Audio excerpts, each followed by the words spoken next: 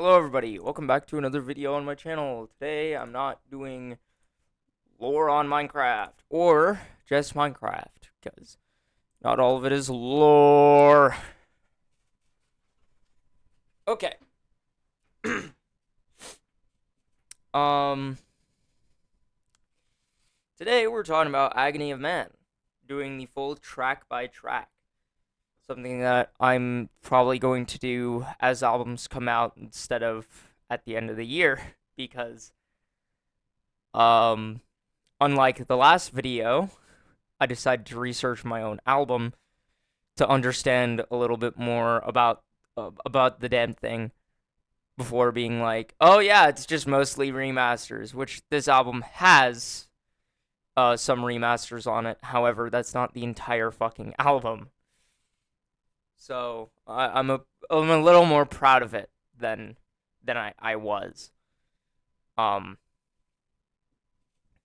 so it's time to start talking about some of the quote unquote heavy hitters, uh, such as Section 1B, a sample.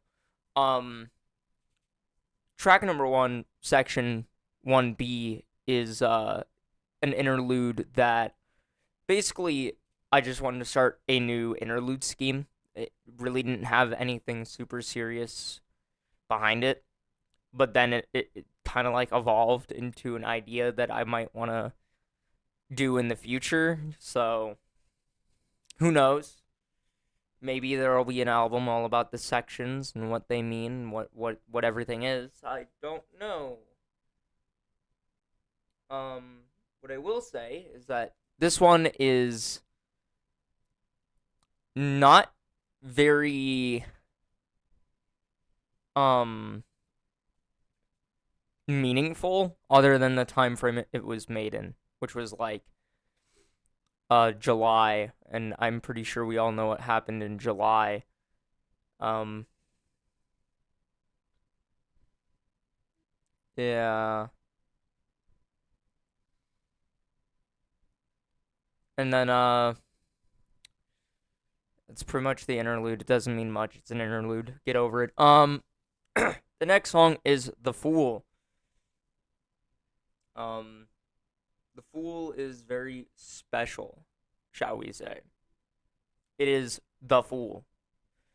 Um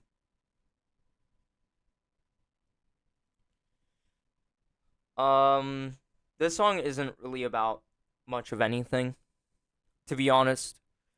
Um it was just a heavy track leading out of an interlude. There's not really much to talk about it. Um mhm.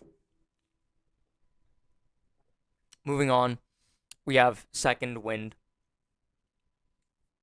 Second Wind is basically about partially how I feel about the last album, Mythical LP, and the kind of headspace I was in at the time, being like, I wasn't really happy with the Mythical LP a little bit after it released. I want to give it like at most a month when I realized I wasn't too happy with it. And then I was like, whatever, it is what it is. It's my first album back. I might as well make a new album, make a new song. And Second Wind was born out of um, unhappiness with the last record and being like, this one will be better. Basically, putting a statement that this one will be better. And it is. It is much better. It's not perfect, but it's better. All right. Moving on. To Past Regrets. Unironically, it's not really about regrets. It's not really about regretting, but it is at the same time. It's weird. It's not necessarily about super past regrets. It's more about like, again, the last record. It ties into the last record a little bit, and just regretting how that one came out, not being super happy with it. Also being a direct contradiction to a song off of um Politicians of the Dream, which was released by Seasonal Self, which is still me. Uh, Past Regrets contradicts a song that is named I Will Regret Nothing. Um, as it turned out, you can't say that because you're wrong. You will regret something eventually. Um, but yeah. The next song after Past Regrets is Can't Go. This one doesn't tie with the last album at all. It doesn't tie in with the Mythical LP at all. It ties in with not being able to go home. Also known as Can't Go Home. Um, and you might be like, "Oh, why can't you go home?" Well, let's say theoretically you went into a forest and you found a creek, and then you fall into the creek, and then you realize it is cold, and you freeze to death. Yeah, yeah, you're dead. Welcome.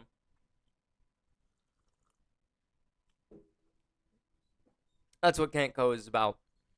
Can't Go is about not being able to go home because you were, well, dead. Although it does take a minute to get to the point where you realize you're dead. I think a lot of people might have that realization. Track number 6, "Lose Touch," is my least favorite song, and I don't even like it. I'm just gonna say that it was supposed to be like a song where it was like, "Oh, I don't lose touch of the music I make, and I don't really get out of touch," and it's the most out of touch song on the entire fucking album. I'm not even gonna lie to you. Um, yeah, the name speaks for itself. Yeah. Um, Also, I was embarrassed by the vocals so bad that I decided to turn them down. So, yeah, you can hardly hear what I'm even saying in the first place. Moving on, we have The Reasoning. Um, yeah, this was recorded during a time where I was deep diving Drake's catalog. Um, this was one of the first tracks recorded. But then the Kendrick versus Drake beef happened, and I was like, should I even be listening to Drake right now? Should I like hop off and listen to a different artist? So I did. I went to go listen to Tyler the Creator instead. Huge W on my end. Tyler the Creator is goated. He's pretty good. Um. So yeah, the reasoning is inspired by Drake. Um, and I think you can tell how it is. Um, yeah, we'll leave it at that. Um, Track number 8, "River Flows." This was originally supposed to have lyrics on it. The reason I didn't put lyrics on it is because I felt that it, unironically, flowed better without lyrics. Um, for me, it was just a better product if I didn't put anything on it, if I didn't put lyrics on it, if I didn't just start yapping. Um, so I didn't yap. I didn't want to yap on it. I didn't really want to put too much on it, and I just left it as is as an instrumental, and then I was like, it works. Um, and that's River Flows. The next song, track number 9, "Last Chapter," is a diss track. Now, obviously, earlier in the year, me and a couple of friends did the diss EP. Unironically, this song was recorded before the diss EP. It was recorded before all of the diss tracks that me and a couple of friends made as jokes. It predates them. Um, and it was written to someone that was my friend, who's no longer my friend. Basically, we had a falling out, Um, and we're still not friends. Now, something I do mention in the song is that he was, I don't know if he still is, dating a 16-year-old girl as a 23-year-old. Um, I know the full story. I know what he's doing. I know what it's about. Um, and uh, throughout the song, I talk about how I had a crush on this dude, so that's why I really thought it was like, I thought he could get away with it, and I was like, well, you know, stuff happens. It is what it is. But then it was like he really showed his true colors, and then I was like, wake up moment, and I was like, nah, fuck you. And then, yeah, I kind of realized all the bad things he was doing at that point. So, yeah, that's the last chapter, chat. It's calling out a PDF file.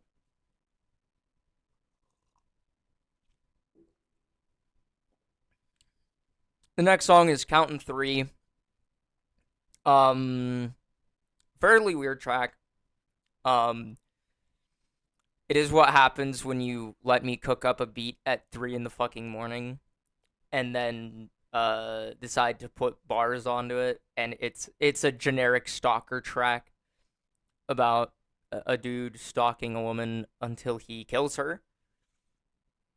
Um, and then she comes back from the dead. However, his friend does not believe him that she came back from the dead. That is pretty much what the song's about. It's not very um not very technical. It has a story. It is what it is. It's a good track. It's all right. We'll move on. Jesus Sells, a song originally recorded on the Poppiest Rock record in 2022, I believe. This was one of the first tracks recorded for Poppiest Rock record, so I'm pretty sure it was 2022. Um, and it's kind of funny because the song morphed a lot. It originally wasn't even about religion at all, and then it went to being about like drugs and how drugs are bad, alcoholism. It has a history. Um, and now it's about religion and how Jesus sells. Um, we'll just say this: I do not agree with a lot of religions. Not spiritually. I don't care about the spiritual aspects of religion. I could care less. Something I disagree with is paying to a church to worship something that has no evidence of truly existing. And if you want to say, oh, but it's written in books, well, yeah, a lot of things are written in books. However, most of those books are fiction or science fiction. I'm sorry to tell you, I don't believe in paying to a church. If you have to pay to a church, it's not a religion, it's a cult, and that's just the facts. And if you want to say, well, actually Christianity isn't a cult, okay, well, you have to pay to a church to go to a Christian church. Well, guess what? You also have to pay to a church to go to a Scientologist church. Checkmate. Um there you go. Um Same with Mormonism. You have to pay to a Mormon church. Moving on, we have Yeetus Deletus 6. It's another Yeetus Deletus track. Okay, it's a Yeetus Deletus comeback. This is a remaster from the Poppiest Rock record as well. Nothing else to say about that. It's just a Yeetus Deletus track. If you know what Yeetus Deletus is, if you know what it's about, you know what this track is about.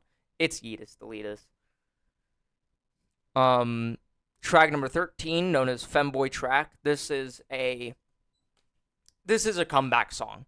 This is a throwback to back in 2020, 2021, when I'd make songs clearly about femboys. You know, I am one. I know you might be like, oh, but you don't dress like it. Well, guess what? I don't want to dress in one of my four skirts and one of my only sweatshirts and two dresses every day, okay? I actually do like to keep my wardrobe fresh, and I have more of these clothes than I do femboy clothes. So fuck you. Um, politely fuck you. Um, yeah, that's femboy track. It's yeah, it is that.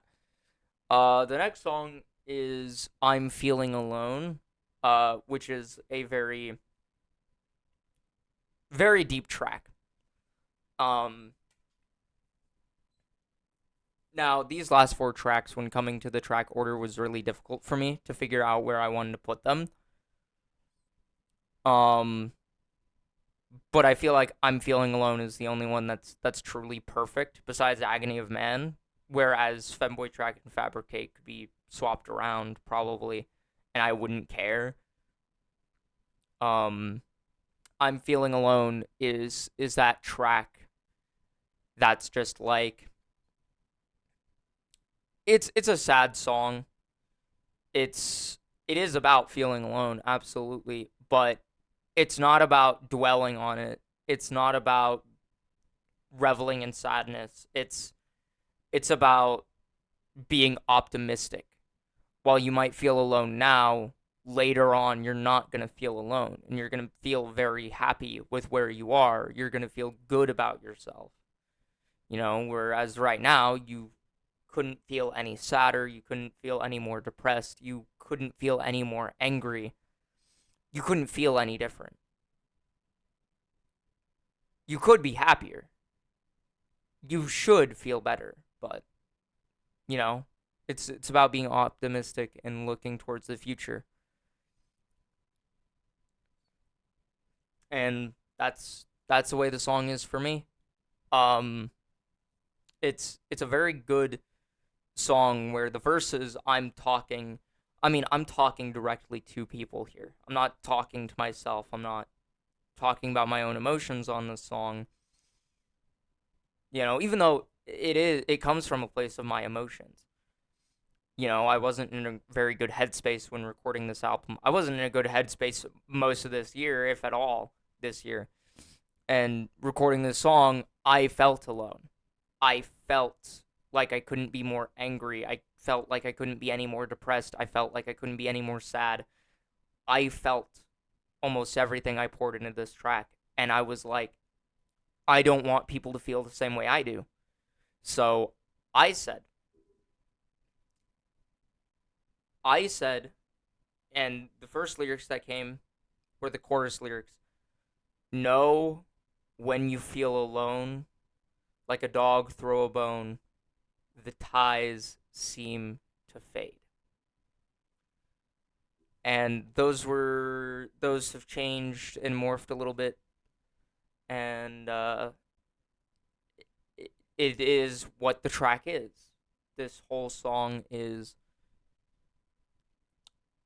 it's good. It's probably my favorite track on the whole album, and it, it was one of the last to be recorded. To be entirely honest. Moving on to Fabricate. This song is also partially about another falling out, but it's not entirely about another falling out. Um, it is about something that happened in July instead of what happened for last chapter. I believe happened around December of last year, maybe even January. I don't fully remember. Don't quote me on that. Um, Basically, Fabricate is about people lying about where they come from. It's lying about their past.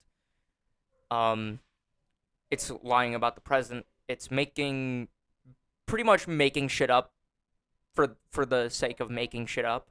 It, it's just like you lie so much that you believe yourself, and that's pretty much what Fabricate is about.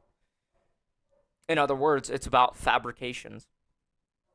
And the second part, I believe the second part, it could be the first one, is entirely dedicated to someone I had a falling out with. So remember to sing me a song that I've never heard before. Um, Next song is Agony of Man, also the last track on the album, which I do want to point out. I think most albums that came out this year have 16 songs. Um, I think Agony of Man through Lobotomized Inspiration all have 16 songs on them, which is ironic.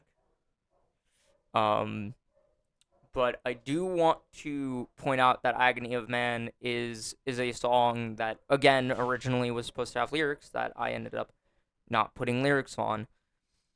Agony of Man is about, you know, people being angry. It's not necessarily supposed to be of the male gender. It's just of mankind or humans in general. And it's just about anger that people have. So that's what the song's about. That's that's the whole album. Um, this album is very, very important to me.